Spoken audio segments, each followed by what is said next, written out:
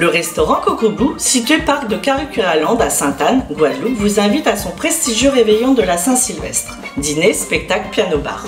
Ambiance et animation assurées. Important, possibilité d'hébergement sur place. Infoline 0690 14 02 62 et 0590 25 08 79. La fête dans toute sa dimension le 31 décembre au restaurant Coco Blue.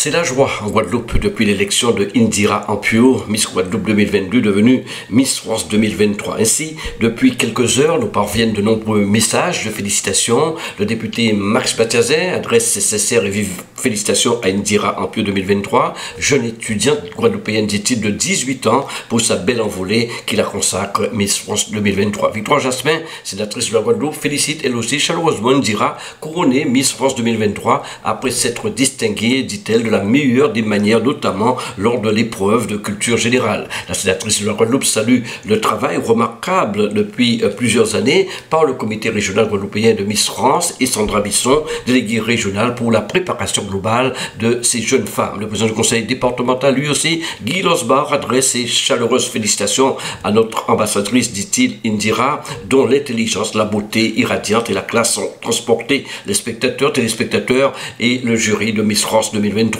Cette jeunesse, dit-il, qui se surpasse est une véritable source d'inspiration pour les jeunes, mais aussi les moins jeunes. Enfin, le président du conseil régional Harry Chalus félicite Indira Ampio, un parcours exemplaire, dit Harry Chalus, pour la 93e Miss France. Depuis son élection le 27 juillet 2022, nous avons pu découvrir une jeune femme sensible, ambitieuse, déterminée, passionnée par le dessin. Une Guadeloupéenne engagée dans le milieu associatif en étant la marraine de l'association des Amazones de Guadeloupe qui vient en aide aux femmes atteintes du cancer. Désormais, prête à conquérir la France, le monde, dit Harry Chalus, la région Guadeloupe ne peut qu'encourager la 93e Miss France dans ses futurs projets. Merci à elle de porter dignement l'écharpe de notre archipel et de le faire rayonner aux quatre coins de la France. Je vous propose de regarder une interview qu'Indira avait accordée à Outlook News. C'était au mois de septembre au salon Top Reza. Beaucoup de monde ici au salon Top Reza autour de Miss Guadeloupe Indira Ampio, qui est entourée de Miss France 2022 avec ce contrat, cette convention qui a été signée cet après-midi avec Air Caraïbes. D'abord, vous êtes, on peut le dire, une véritable ambassadrice à travers les coulisses de ce salon cet après-midi.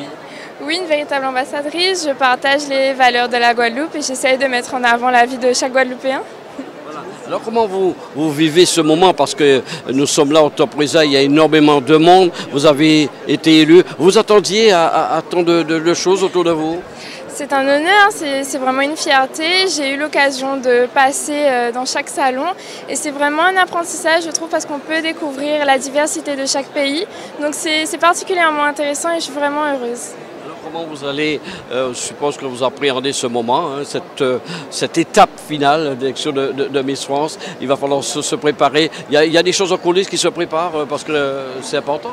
Oui, je me prépare activement. C'est vrai qu'on a besoin d'une certaine préparation, notamment avec des cours de démarche, d'élocution, de bien-être, de développement personnel et de sport. Donc c'est vrai qu'il y a quand même une préparation, mais vraiment hâte, j'ai hâte. Je rappelle que vous êtes originaire de Basse-Terre, j'ai vu ces images où vous avez été accueilli en très grande dimension à Basse-Terre.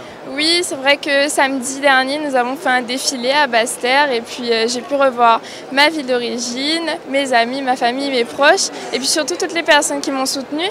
Et d'ailleurs, j'ai une pensée aussi pour la Guadeloupe et pour les Basse-Terriens parce que c'est eux qui ont été énormément touchés par la tempête Fiona.